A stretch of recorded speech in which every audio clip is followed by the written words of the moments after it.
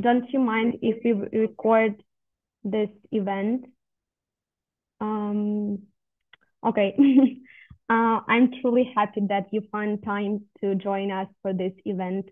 In 5 years of running this campaign, this is the first time we have such a concluding event, kind of award ceremony. And I'm excited to see people from different corners of the world. I'm Solomia. I'm communications manager at the Ukrainian Institute and the project manager of the Ukraine Cultural Diplomacy Month on Wikipedia this year. And on this call with me are my colleagues, Tetiana Fілевська, creative director of the Ukrainian Institute and guest for today's award ceremony, and Olesya Lutvinuk, project manager and representative of NGO Wikimedia Ukraine. So just briefly, I want to introduce the Ukrainian Institute, which serves as organizer of Ukraine's Culture Diplomacy Month, and in partnership with Ministry of Foreign Affairs of Ukraine and NGO Wikimedia Ukraine, we organized this project from 2021, and the institution developed Ukrainian culture and developed cultural relationship between Ukraine and other countries to enhance international awareness and understanding of Ukraine's cultural programs and projects. And you can see on this slide the results of activities in the 2020 and 2024. And this is more than 100 projects in 41 countries, and million audience. And you are part of this audience, and we are very happy of this. And then I'll now hand over to Olesya to briefly introduce the organization of Wikimedia Ukraine. Yeah, thank you, Solomia. And I would like to introduce Wikimedia Ukraine. Wikimedia Ukraine is an organization that facilitates the development of Wikipedia. As we all know, the Free Encyclopedia, and as well the Wikimedia Foundation, best known projects, and other Wikimedia Foundation projects as well. Through editor community development, free licensed material publication support, and also collaboration with the partners. And mainly our mission is to support everyone's abilities to freely create information and knowledge, share it, and to have access to them.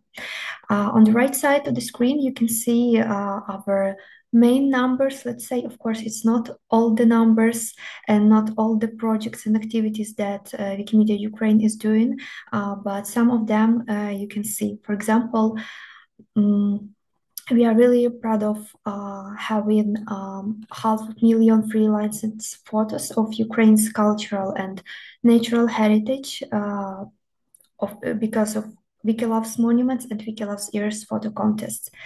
Also, we held 13 annual Wiki conferences for the Ukrainian community. 1,000 workshops were organized and supported over the years. More than 60,000 Wikipedia articles were created or improved thanks to our campaigns, and we have a lot of them. And more than 100 educators that are regularly use Wikimedia project in their work, and as well exchanging their experience with us and with the community. So let's go to the next slide. Yes, and Ukrainian Institute and Wikimedia Ukraine organized the Ukraine's Cultural Diplomacy Month, and it is the annual international information campaign, which is again organized by the Ukrainian Institute and as well the Ministry of Foreign Affairs of Ukraine and Wikimedia Ukraine. This initiative aims to promote knowledge about Ukrainian culture by enriching Wikipedia with content in multiple languages, making knowledge about Ukraine more accessible to audiences around the world. And thanks to you all who is here today and who were involved in our campaign in the previous years. We have such I would say, brilliant results. Yeah, we can go to the results and overview for the 5 years of campaigns. So we engaged almost 700 participants from around the world during these 5 years. And these amazing people wrote more than 8,000 new articles on Wikipedia about Ukraine, its culture, famous people, and also more than 2,000 articles were improved by this, and that everything was written in more than 100 languages. So the languages that were covered during all 5 years. And yeah, you can see that each year we have different numbers, but this is like the summarizing results. And we can go to the next slide with this year results. So for 2025 campaign results, we had 153 participants from around the world who contributed in writing articles and improving it. Also, these people created more than 1,000 articles. That was 1,200 plus articles that were written in different languages, and more than 300 articles were improved. Also, out from this 153 participants, we had 86 new participants that joined only this year. So we also really grateful and happy that new people are joining from year to year and interested in writing the articles.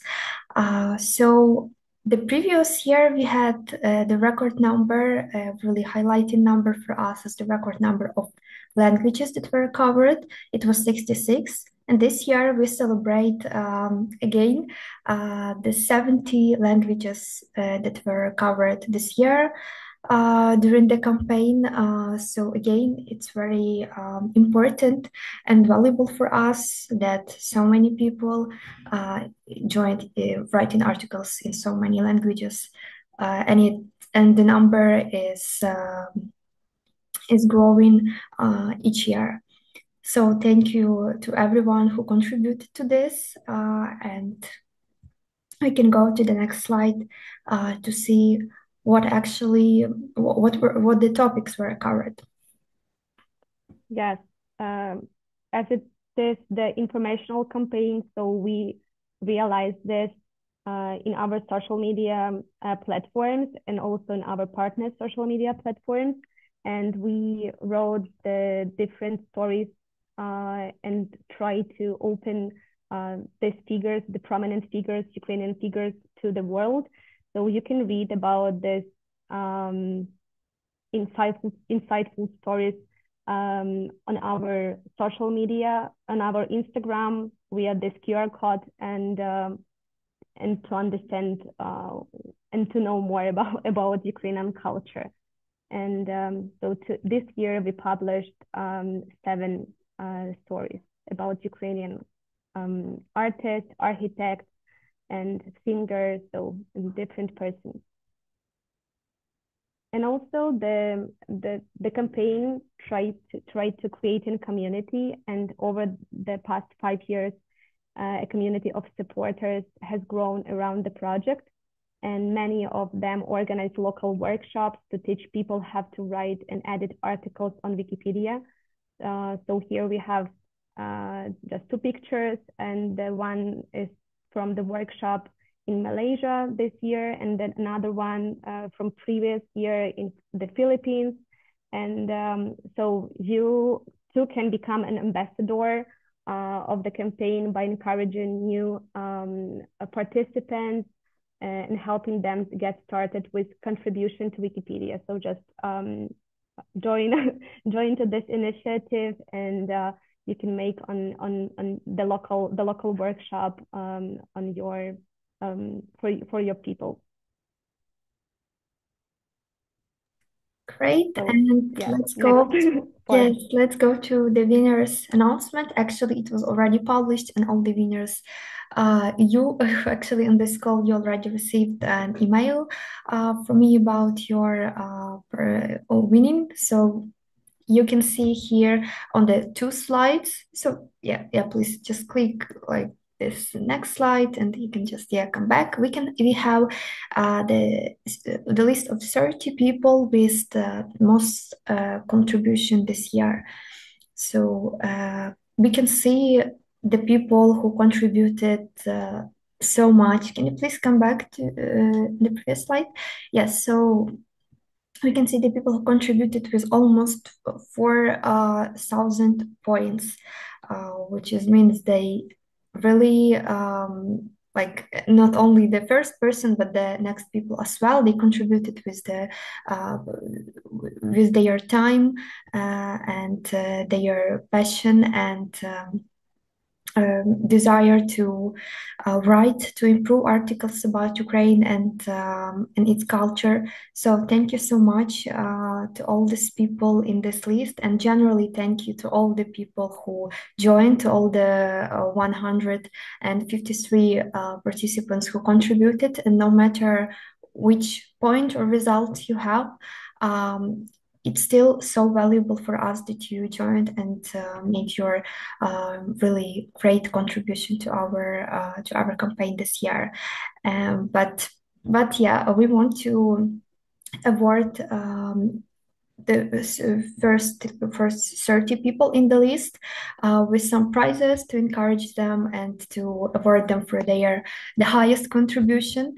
So it's as well very valuable to us to award people with online certificate of participation, which we will send you soon. And also, as well, on the contest prizes page, you could see the image and explanation of our prizes for this year. So this year, you will receive the main prize is the book called Treasures of Ukraine. It's a unique publication showcasing Ukraine's rich cultural legacy, and this collection features over 100 outstanding works of art and architecture, from prehistoric artifacts to contemporary masterpieces. So we hope you all enjoy it.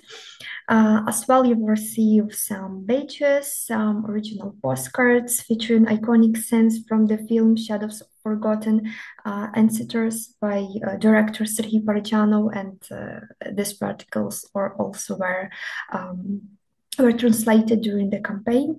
So thank you so much for participation, and you will receive a notification about your tracking number and details of your delivery very soon. Yeah, this is very symbolic gift, because your contribution much more bigger than this. Yeah. And yeah, and just move. Yes, and now we want to give a word to you, our dear participants and winners. If some of you have something to share about your participation, about your motivation to join campaign this or not only this year, you are really welcome to do this during this space now. So if you want to tell something, just unmute yourself and please feel free to share or text in the chat, and we'll be happy to hear you.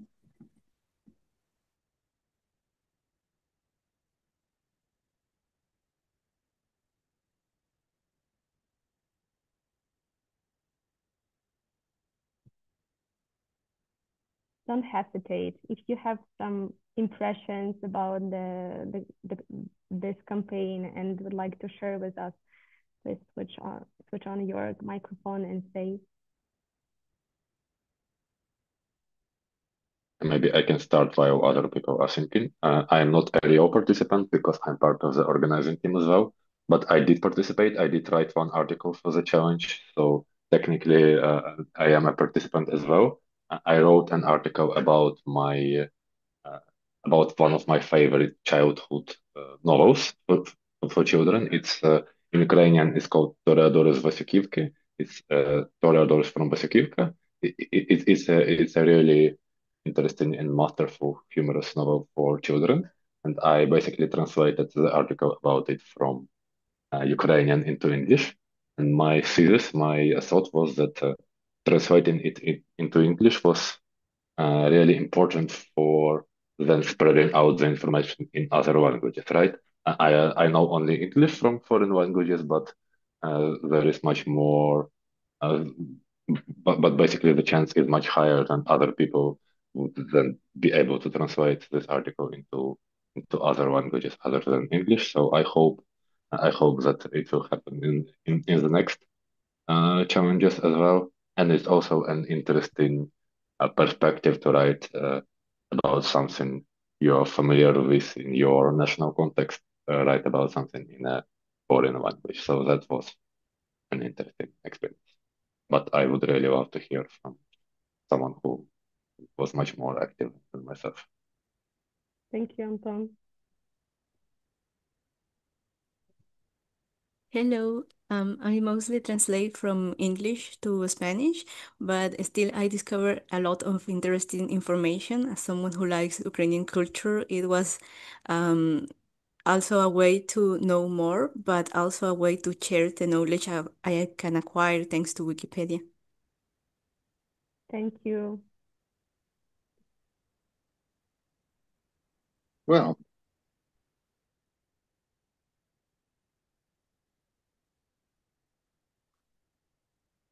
Yes, please, we hear you. can someone hear me? Yeah. Well, my name is Jan. I actually wrote, quite a few articles this time in Inter-Slavic. Now, you might not be familiar with the concept, but it's a kind of artificial Slavic language created to be understandable to anyone who knows any Slavic language, no matter if it's Ukrainian or Russian or Polish or Bulgarian or Serbian.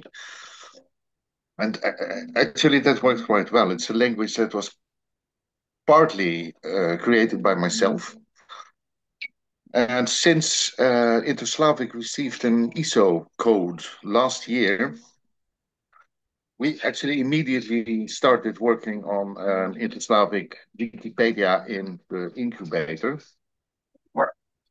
Last year I participated as well. No, not last year, but before that in other languages. But this time I decided to concentrate on Inter-Slavic. And so I did write quite a few articles about Ukrainian subjects in Inter-Slavic. I've always been a great fan of Ukraine. I spent quite a few months in Ukraine. I did research in Ukraine. It was also the subject of my master's thesis. And well, I can understand Ukrainian very well, so it's easy for me to translate from Ukrainian as well. Although I'm not really a fan of translating at all. I prefer to write articles myself and just use material from various places to the research. I have a whole library of books about Ukrainian subjects. So that's, kind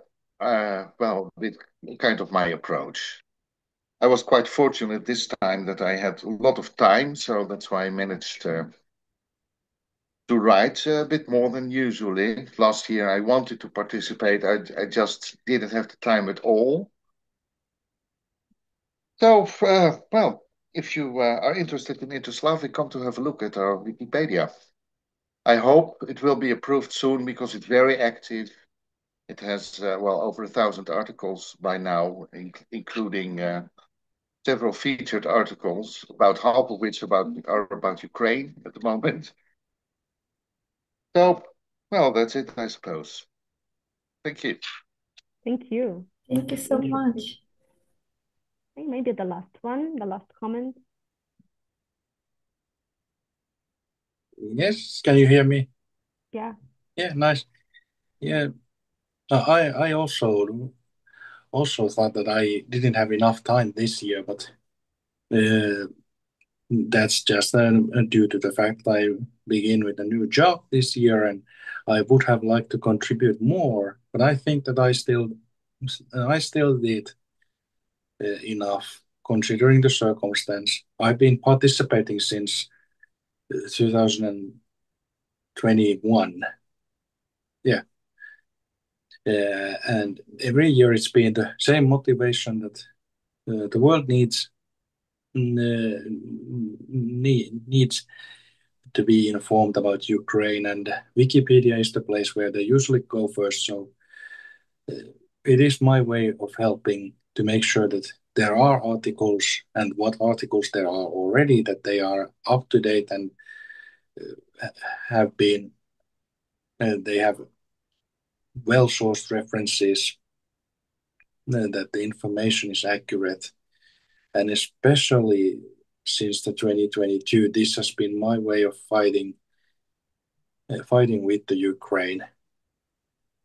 It's been a huge privilege to be a part of this, and truly, I feel that I have been able to help, and I only wish that the Ukrainians feel that this is a way of helping for some people as well. Informational war is a front, and sadly, Wikipedia is one of the fronts. Thank you for your sharing. And the reason why we want to make the conversation with just like the little gift for you, the one more conversation about the important topic for us, for Ukrainians, and this is topic about the decolonization of art.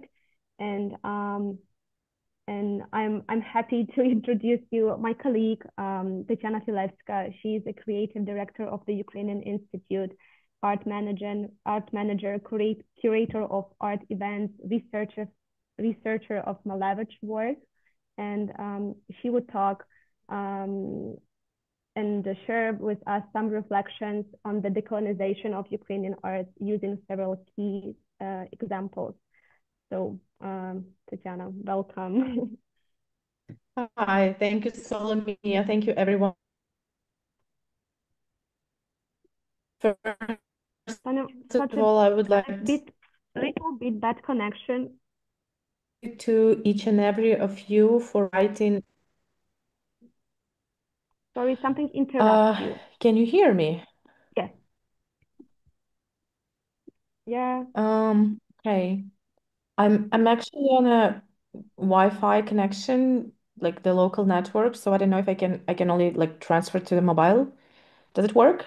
Yeah, Can you hear me? Yeah, now it works. Guys, I didn't do anything. Maybe just don't move. Okay, I won't move. Great. So first of all, let me thank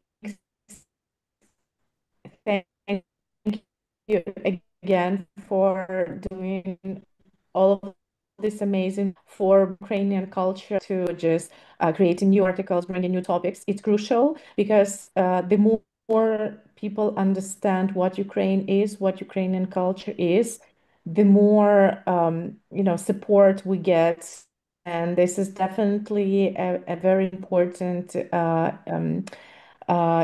input in our future victory, and definitely is a way to resist Russian aggression. We are targeting our culture and our art. So I have prepared a few cases about the decolonization of art from Ukrainian perspective. This is a topic we've been working with before in scale invasion, but I think after 2022, giving some kind of feedback, and there were some very successful cases I would like to bring to your attention as well. So why decolonization? Actually, it's been quite challenging to explain how Ukrainian-Russian relationship fits into this frame, because Russia was never seen as an empire. And I think only after 20 imperial ambition towards Ukraine and towards other regions in of the world were finally obvious to so many. And that's where actually looking at Russia through the colonial lens became very efficient and explaining many things. So I would like to show a few cases from my own practice, from museums and artists that I work with or I have encountered with some more or less outcome. So the first case is one of the oldest museums in the world.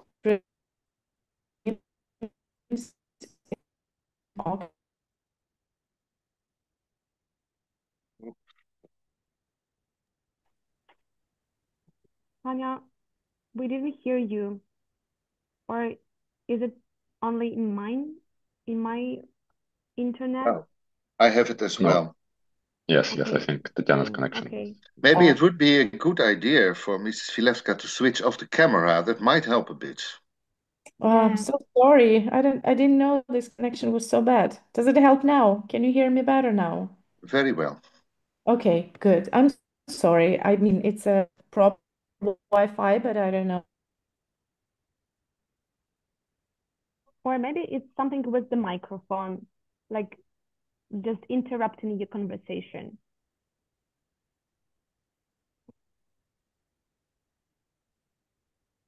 No one's hearing me? No, it's probably internet. And Okay. it's a pity because it was so interesting. Uh-huh. I advise her to maybe change the with mobile connection. Photograph, a stone figure, which comes. Tanya, sorry, we didn't hear you. Very sorry. Hi, can you hear me? I will try to switch to my mobile Yes, let's try. internet. Maybe that will. Just a second, I will connection because I don't know why this one doesn't work. Okay, try with mobile connection. Yeah, just a second.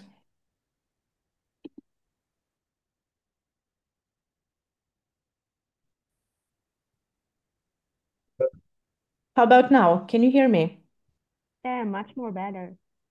Fantastic. Okay, then mobile connection is better than Wi-Fi here.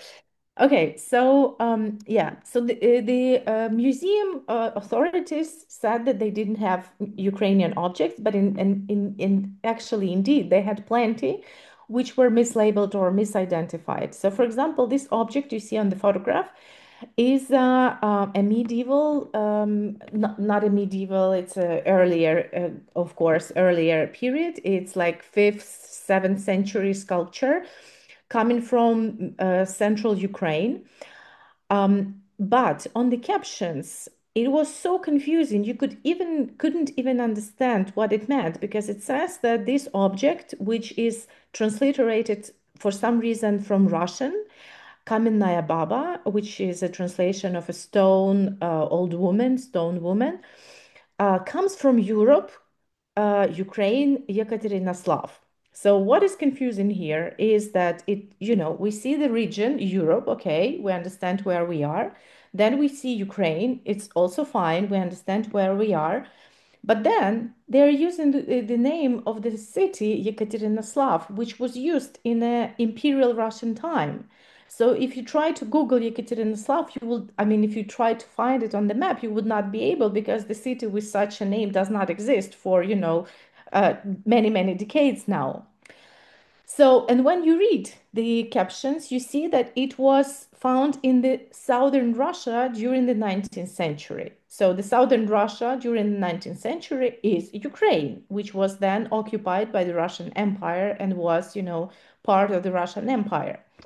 And of course, from this caption, you totally get lost. You don't understand what culture this object belongs to, where it was found, why it's transliterated in Russian, so it's like a total confusion and no clarity there.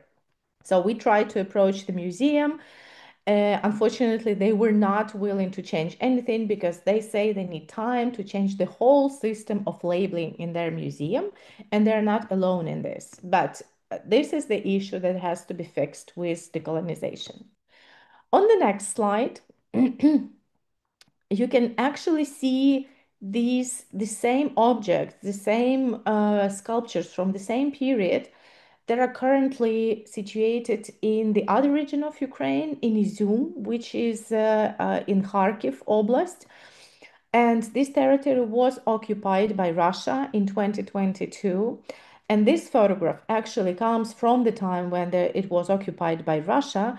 And you see there's a flag from the Soviet times, for some reason tied to one of these museum objects, actually, that are, on the open space, public space, but still protected with the state, which is used as a pole for a Soviet flag for some reason. So, I mean, we can see how Russia in the occupied territories is actually destroying or damaging Ukrainian heritage, museum heritage, cultural heritage. So the conversation with the Pitt Rivers Museum continues up to now. And we're moving to the next slide. So we move also in history to more recent times, because of course there is a lot of question to the ancient heritage, if it belongs to the entities, to the states, or to the tribes that, don't exist now and that are not connected with the current day Ukraine. How do we actually identify this heritage, to whom it belongs?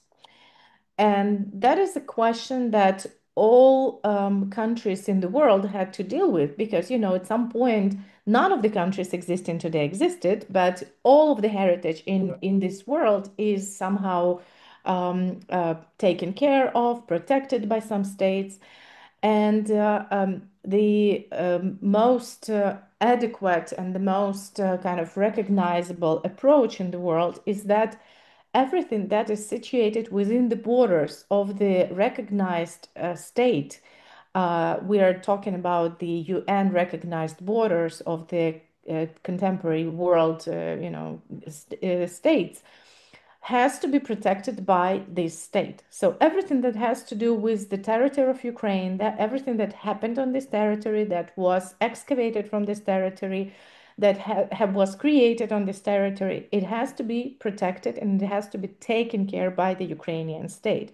And to this extent, it can be considered part of Ukraine's heritage or part of Ukraine's cultural heritage and or tradition. So this is what the colonial approach tells us and allows us to use. So even if something was, for example, created on the territory of Ukraine by other nations, like, for example, the Scythians, who lived here more than 1,000 years ago, who created some of their masterpieces here, then the whole nation, the whole population of the Scythians either moved out or was extinct. Everything that has to do with their heritage on the territory of Ukraine is considered Ukrainian heritage. And that was a famous Scythian gold case. You probably have heard about it, when part of the museum collection from Crimea was on display in Amsterdam. And after Russia illegally occupied Crimea, they claimed that this has to be returned to Crimea, meaning to the Russian authorities that occupied Crimean museums. And this case was in court for 7 years. And after several waves of negotiations and of court decisions, the heritage was finally returned to Ukraine, because it does belong to Ukrainian heritage. So the other case I'm going to talk about comes from London and from the collection of Victoria and Albert Museum. And on the previous photograph, you just saw 2 pairs of golden gates that come from, can we please return to the previous slide? That come from Kyiv-Pechersk Lavra. Kyiv-Pechersk Lavra is an ancient monastery in the center of Kyiv, which was built in 11th century. And that was widely kind of refurbished, renovated, and redesigned in the 17th and 18th century by the Cossacks. So during the existence of the Hetmanate state. And Hetmanate state was a proto-Ukrainian state It was kind of a military country, military state with their capital in Zaporizhia siege.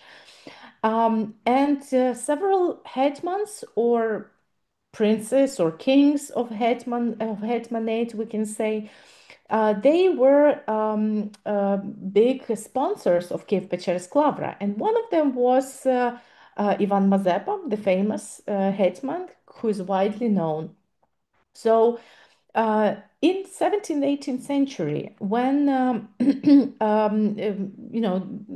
Kiev-Pechersky Lavra was widely renovated, these two pairs of gates were created in Kiev and were gifted to Kiev-Pechersky Lavra by various Cossack nobles.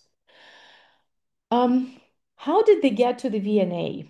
When I first came to Victoria and Albert Museum in fall of 2022, on the captions next to these gates, it was written that these gates were present by Catherine the Great, the Russian Empress Catherine the Great, on her triumphant way to a newly conquered Crimea. And reading that in 2022 was quite offensive, I have to say. So when I was invited by the museum to give them like a workshop on how they can support Ukraine and Ukrainian heritage, one thing I told them was you can actually revise the captions on your objects that come from Kiev, come from Ukraine, and get rid of the imperial language that's there.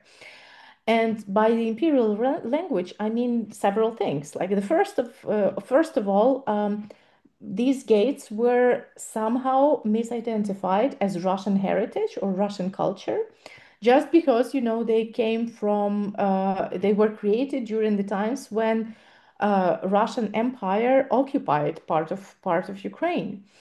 The second thing was that we in Ukraine never call Empress Catherine, who was one of the most violent and brutal colonizers of Ukraine and of our part of the world, great. She was not great to us at all. I mean, this way of calling Catherine the Great or Peter the Great is just continuing the Russian imperial narrative and supporting it, because either Catherine II or Peter I, as they should be named in history, were not great to anyone whom they, destroyed, whom they conquered, and whose culture they diminished and eliminated.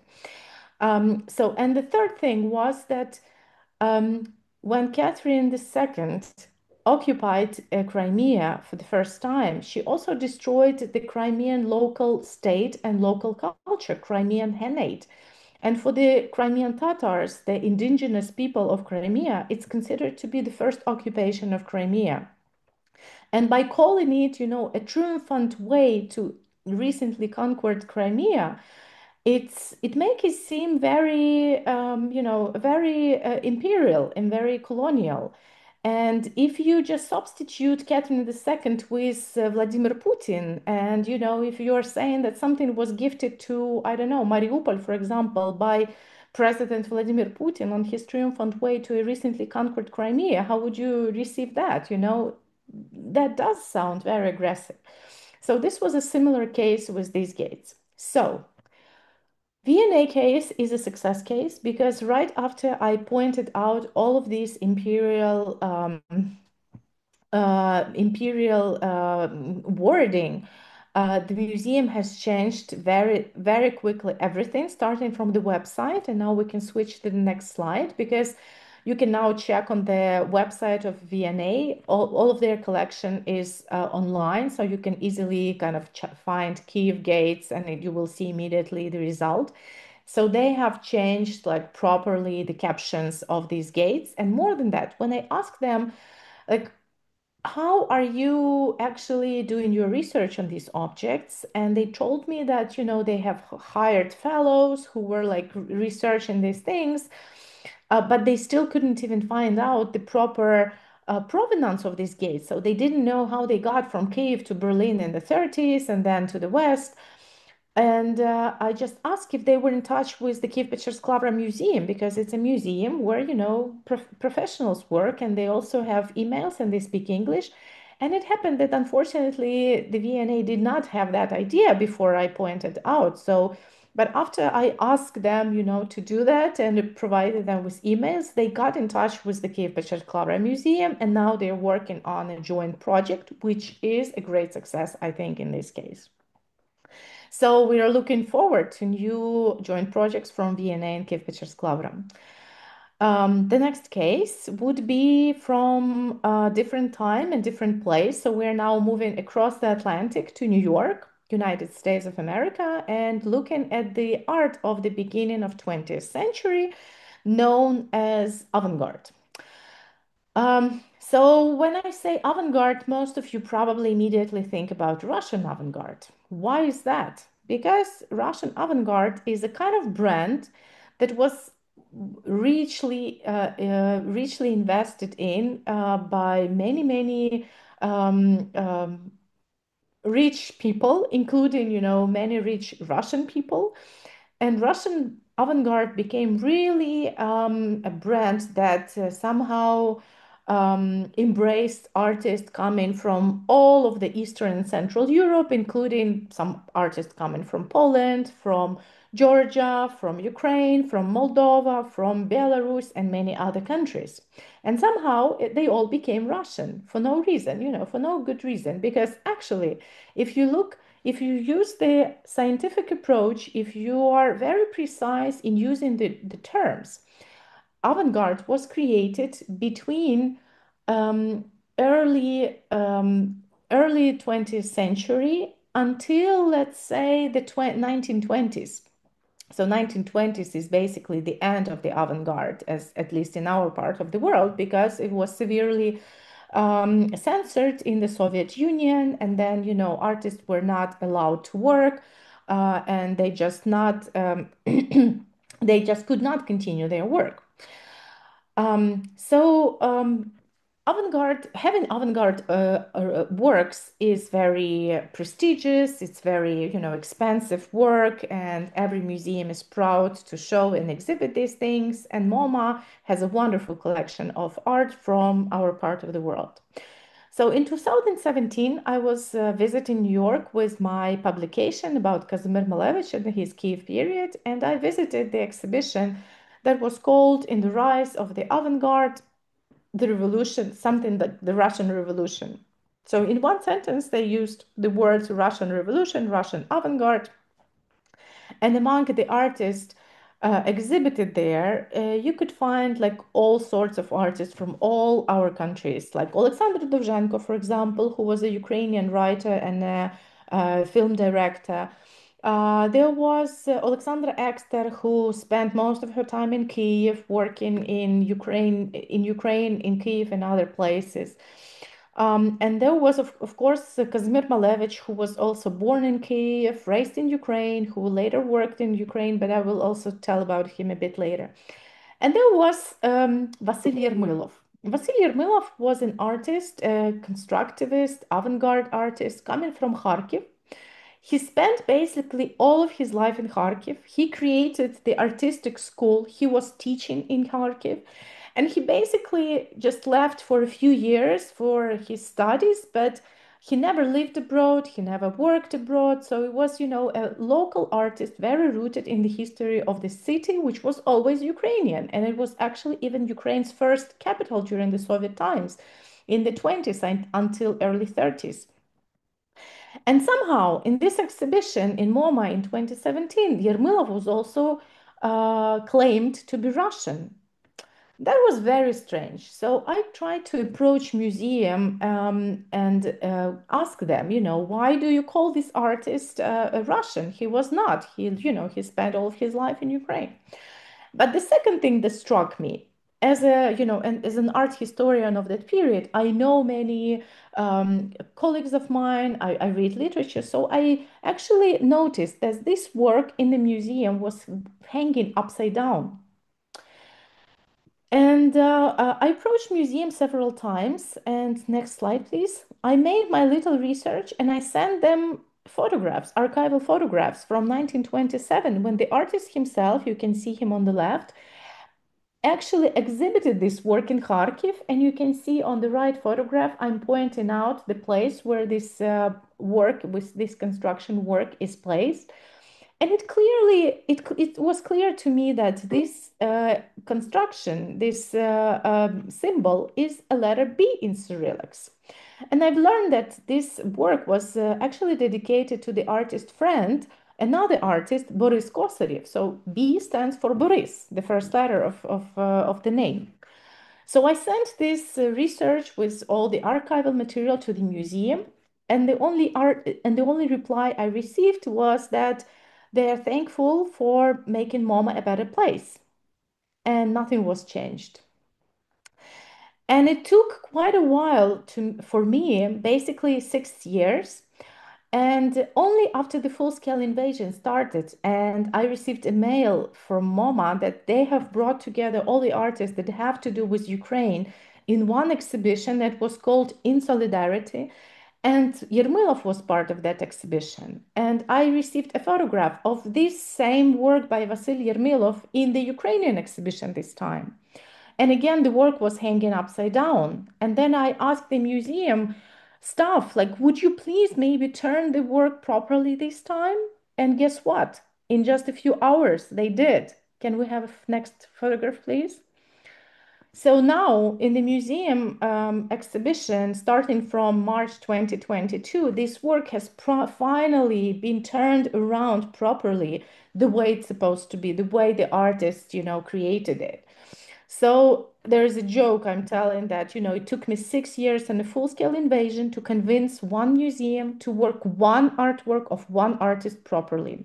And of course, this is something that would take me eternity to change all over the world, because there are so many other works that are not hanging properly, that are not identified properly, or having a wrong captions, a wrong context around it. Next, please.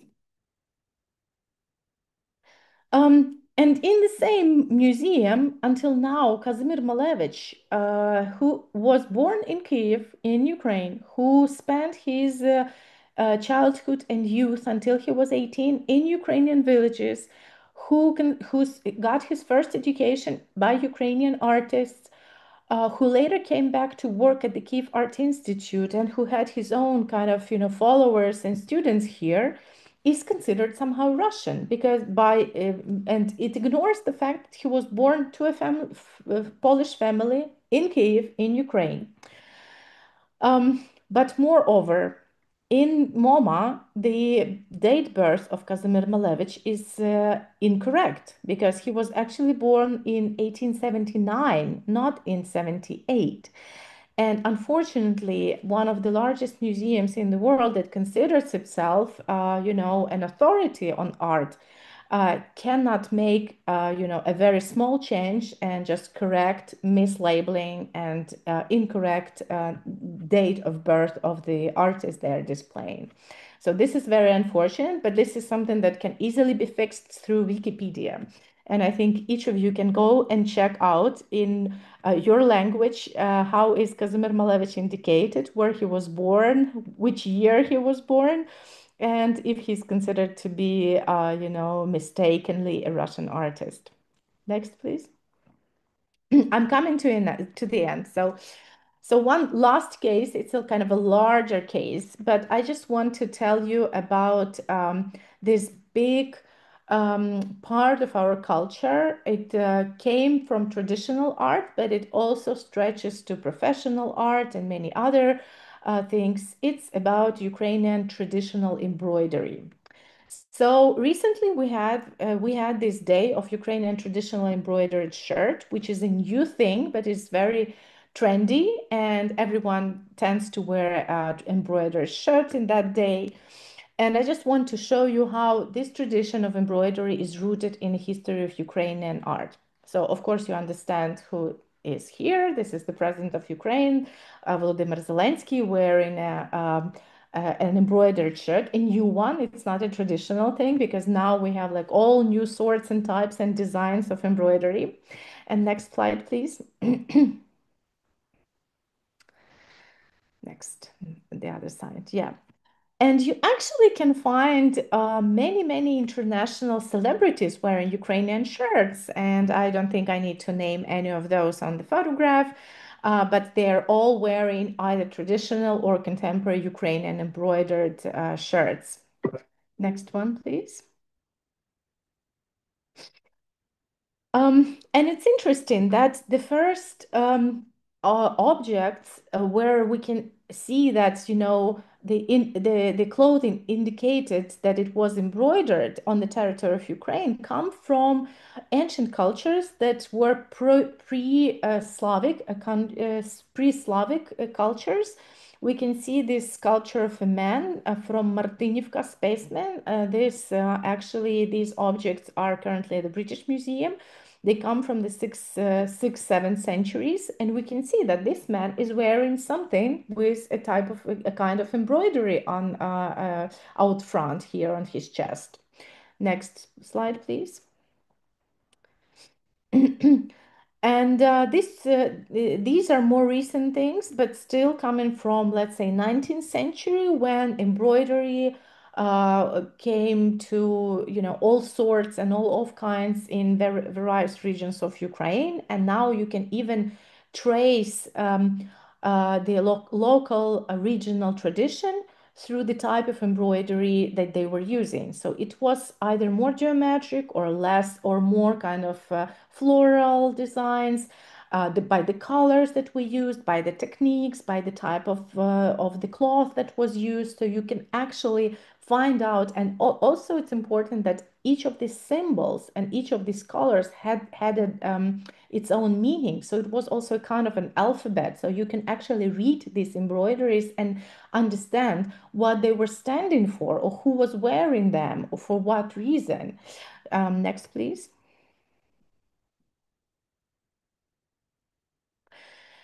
These are very rare embroideries coming from 16th, 18th century, when Ukraine was this, you know, Cossack state, Hetman state, and it was in very tight connection with the Crimean Tatar Khanate, with you know, a separate state that existed there on the territory of contemporary days Crimea. And it was a very interesting Baroque type embroidery. Unfortunately, not a lot of these things survived, but we can see how Ukrainian and Crimean Tatar cultures were intertwined during 16th, 18th century, during the Baroque culture time. And next slide, please. So, for example, we can see how Ukrainian Baroque is similar to Ornek, which is a traditional Crimea Tatar design. It's like the tree of life, showing, you know, the fertility of the family. And also it was a kind of a language that was hidden in this embroidery symbol. Next, please. And later it transformed, and it was also used in the contemporary art. So what you see on this on this picture are examples of a combination of professional art, avant-garde art, with traditional crafts. It was this particular object that you can see on the photograph. It was a really famous art project called Verbivka workshop. It was a workshop where contemporary artists provided sketches and drawings, and they were also teaching art to local peasants. And then, based on these sketches, local peasants made cross-stitching objects like pillows, like scarves, like bags, women bags. And these things were then sold on international exhibition and made a huge success. Next slide, please. And until now, embroidery is a very important part in Ukrainian contemporary culture. And here I chose examples of 3 contemporary artists, Alina Kopytsa, Bożena Chaganova, and Anastasia Podrvyanska, who all work with embroidery in their own way. And it's actually a very important part of Ukrainian contemporary culture.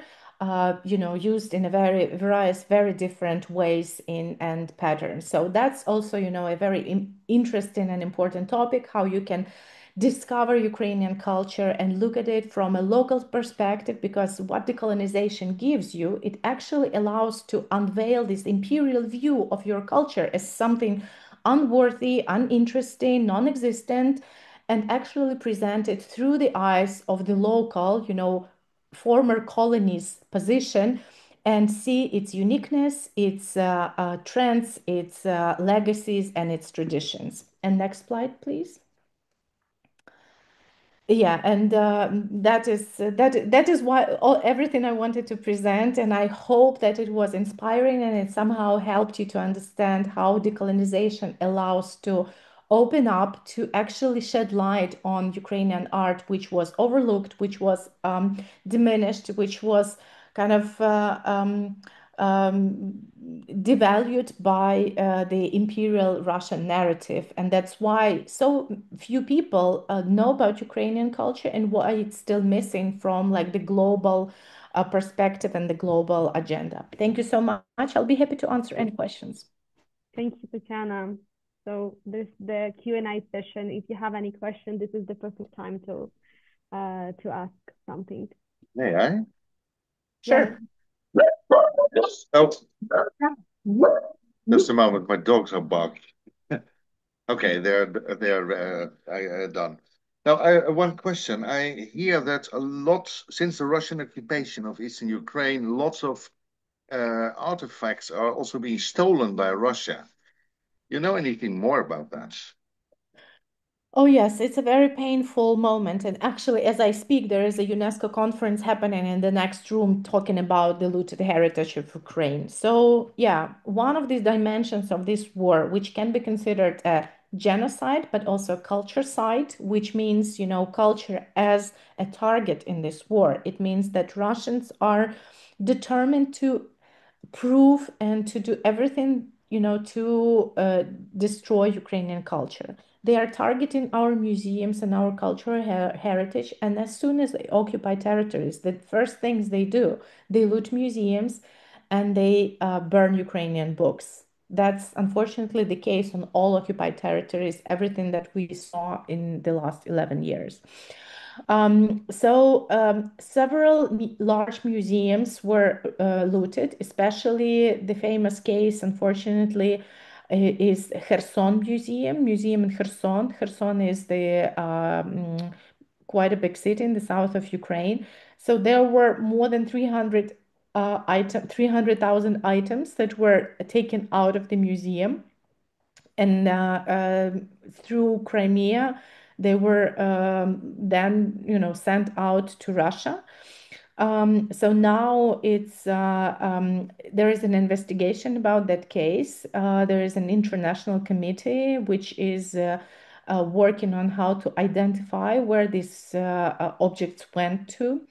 But there were also other cases like Melitopol Museum, museums in Mariupol also were looted. Smaller museums also in smaller places. So unfortunately, the number of these looted museums is huge, and the number of items that were looted is counted in millions. And if we also add to this the illegal excavation, archaeological excavation that have happened in Crimea since 2014, the number is just endless. And also because, illegal archaeological excavations are very hard to track. We don't know what exactly Russians took out of the Crimean land, Crimean grounds. So where it went, we also don't know. So it's, I only know that Russian museums like the Hermitage, for example, that are taking part in these war crimes, because these are war crimes, and Russian museums are active participants of these war crimes. They are part of the Russian troops. They are helping to loot museums. They are helping to, relocate these objects, to hide them, to give them different identification numbers so they're difficult to trace. But there's also a huge number of objects that have been trafficking, so on illegal markets, like gray markets.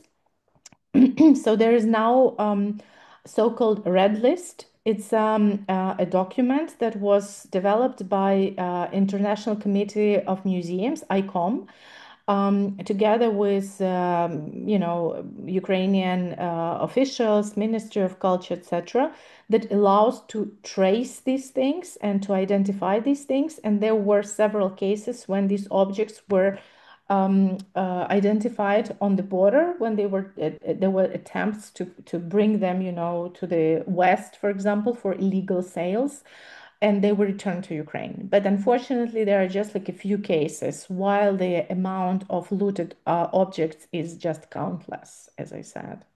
You can find more information on the websites of ICOM International, on UNESCO website, and on the website of the Ministry of Culture of Ukraine. Thank you very much. My pleasure. There is a question in the chat.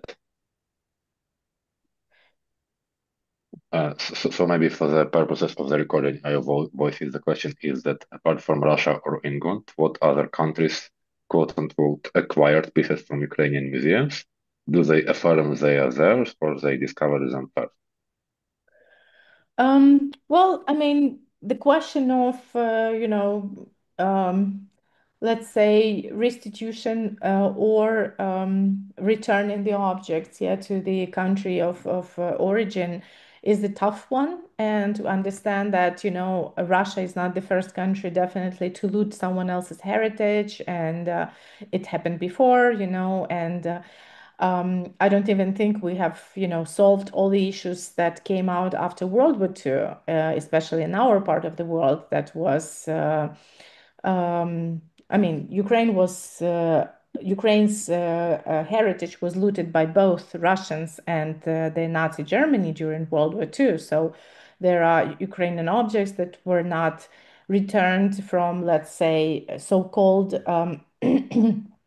evacuation during World War II. Lots were also looted by the German Nazis and never returned. So, I mean, there were like lots of issues back then. We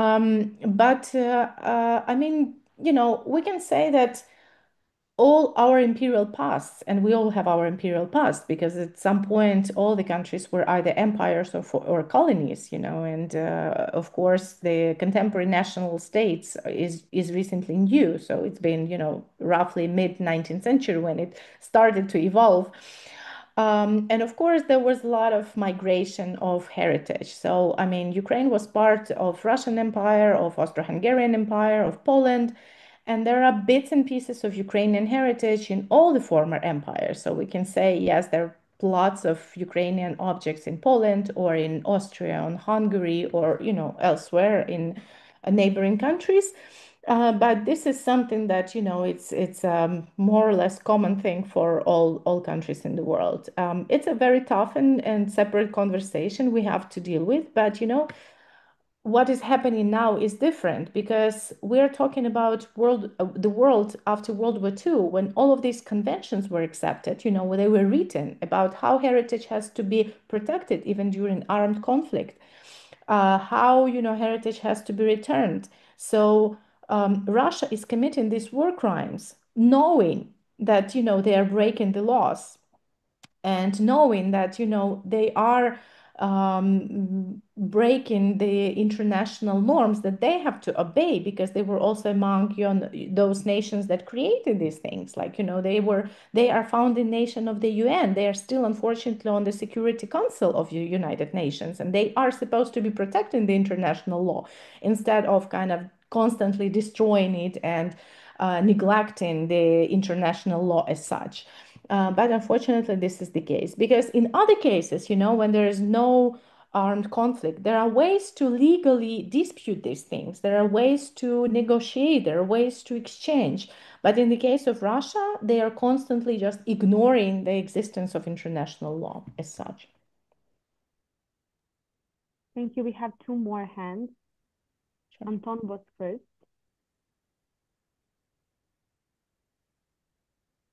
Hello, I have a comment rather than a question. That I often travel across Ukraine to small towns, and I like to visit museums in those small towns to dive into the history of this land. And very often I hear a story, the same story everywhere, coming up over and over. When I come to museums, they say that we have a wonderful picture, we had a wonderful sculpture, we had a wonderful historical artifact that was in our museum, but in Soviet times it was taken away from us to Hermitage, and they don't even display it. It lays in their archives, is covered in dust, and no one sees it, and it's not here where it belongs. So it's not only current aggression against Ukraine from Russia, but it is also a Soviet period where we lost a lot of our cultural and historical heritage. Absolutely, yes, definitely. I can only confirm that. And starting from the 20s, and actually the case with the Golden Gates that I showed you, the church gates, it's also one of that, because in the 20s, when the Soviet Union was not recognized as the state, and because there was no international trade, and the state was basically in economically bankrupt. What the Bolsheviks did, they illegally traded objects from churches, and lots of them were from Ukrainian churches, including those two pairs of gates from the Kiev-Pechersk monastery. They were illegally sold to the West as just metal, not for the cost of the object itself, the jewelry object, but just for the cost of the material it was made of. And that was a way for them to buy, I don't know, some wood, for example, or for food or whatever they needed to keep the economy running, to keep the country running.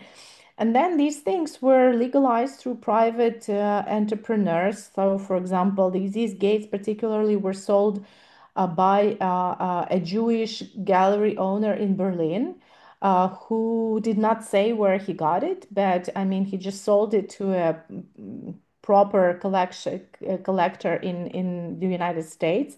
And that's how these things ended up being legalized in the West and in the international institutional system within the museums.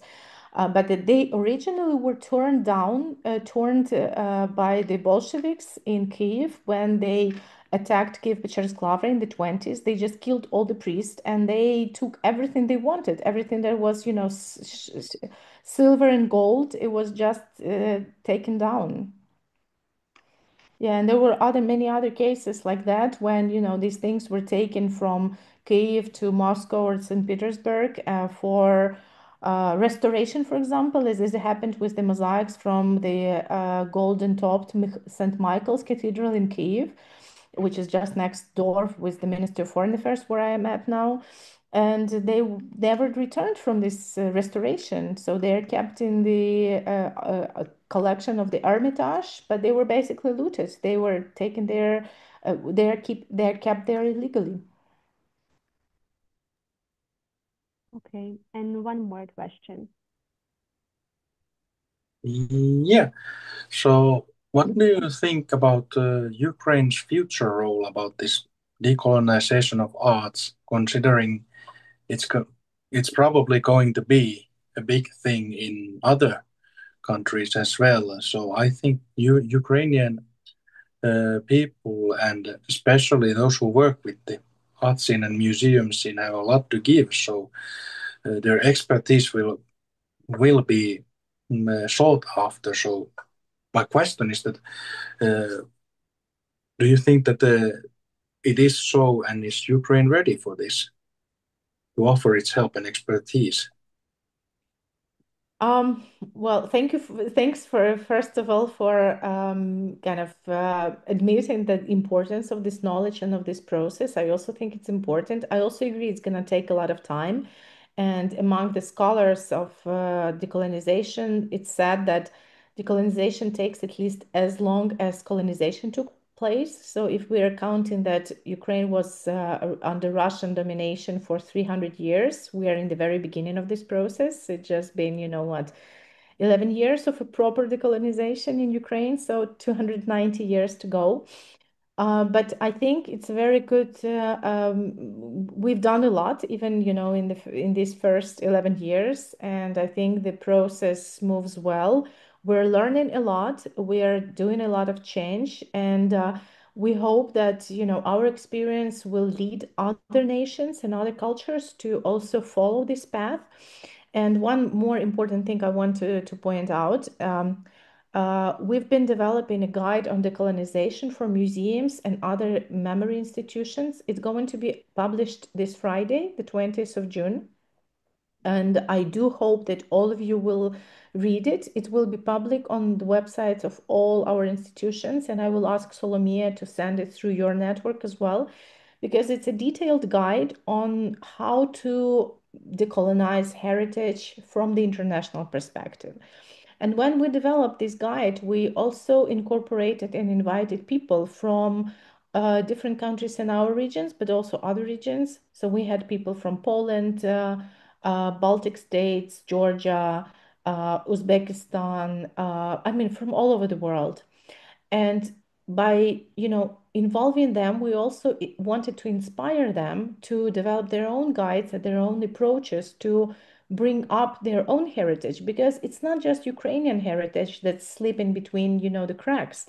It's also about so many other nations who did not have their statehood until recently, who were dominated by, greater powers, by empires, and who have just started to admit and recognize their own heritage to themselves. And it's also, a huge effort and lots of resources to kind of not only do your own homework, but also bring it to the others, to the attention of others. And I do hope that our experience will help others. We're doing everything that we're ready to answer your questions to the full. So we're working a lot with Ukrainian community, museums, academics, so that they are able to do this work to help international colleagues to facilitate this path, this process. It's a tough work, of course, and also inspire others to do the same. Thank you. Thank you, Tatiana, for this inspiring speech and your examples. And thank you, everyone, for your participation in this call and our campaign. And I see a lot of comments in our chat about the description of Malevich. So we have a lot of work on this field as well. And to sum up, we have the last slide. And I want to thank you to everyone who shared Ukrainian culture with the world on Wikipedia. And I hope next year our community will be bigger than we have this year, and the next year we'll have the one more call and maybe conversation and keep chatting and keep in touch. So Tatiana. Yeah, may I just have the last word? First of all, thank you for all your questions and for your attention, and again for all your work. I see the question about reliable sources. I think what at least we can do is share this guide that I mentioned, because it has lots of resources that you can rely on, very good sources. We also have a list of recommended books. Some of them are available online that you can read, and just use the information from them. Most of them are published in English online. If there are any specific questions, I think you can put it through Ukrainian office of Wikipedia and Solomia, and we'll try to assist in finding the best source for you. We will also share a list of these recommended books that we are advising to libraries internationally to learn about Ukraine. Hopefully, your interest to Ukrainian culture does not end, and it's not limited to 1 month a year, and you can work on things and discover things throughout a year. Thank you so much, and hope to be in touch. Thank you. Thank you. Thanks a lot. Okay, thank you to everyone, and see you next year. And I hope the symbolic gift, especially book, gives you more information about Ukraine, also about the looted artifacts, because this book also about that. And we sent you all information what Tatiana mentioned. So have a good day or night where you staying. Goodbye. Bye-bye.